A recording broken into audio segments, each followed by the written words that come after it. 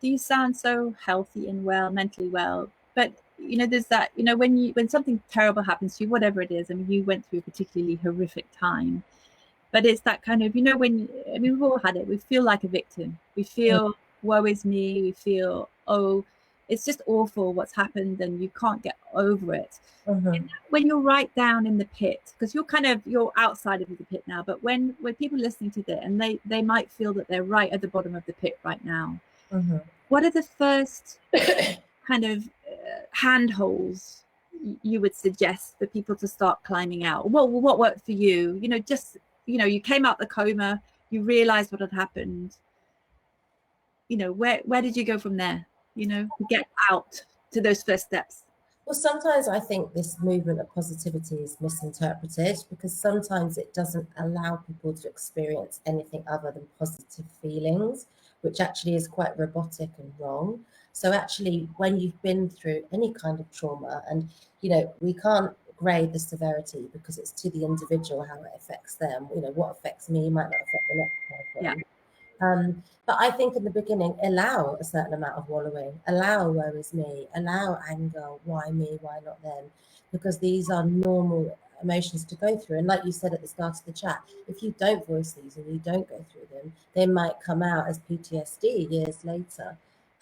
So yeah, allow yourself that time to just be whatever your emotions are. And then for me, I just became practical and methodical.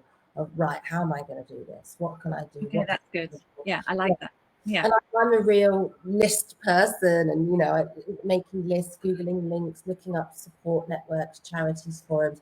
That doesn't work for everyone, but it worked for me. So choose a circle. Some people like to keep their circle small. It might be 2 people. Some people, they like to be, a huge network, and they like to be vocal online and tell everyone what they're going through. But once you make a small circle of support, you let people in and you start to trust people, and that's how you start to rebuild. Yeah. And then when so it's almost like when you're feeling it's normal to feel a bit rubbish. You talk to the people, you allow that to, you rant a bit or whatever it is, and you feel low. And then, but what is the thought that brings you back? So you said, oh, I got practical on this, which I love. But what was the thinking that got to me, right, I'm going to start rebuilding? What got you? I think it's choices for me, because when you have something happen to you out of your control, that is the violation right there. If you get a diagnosis of cancer, if you're in a car accident, it wasn't what you were expecting. You didn't choose it. You didn't do anything wrong. You didn't bring it on, and that's really hard to accept. It's more of a bitter pill to swallow.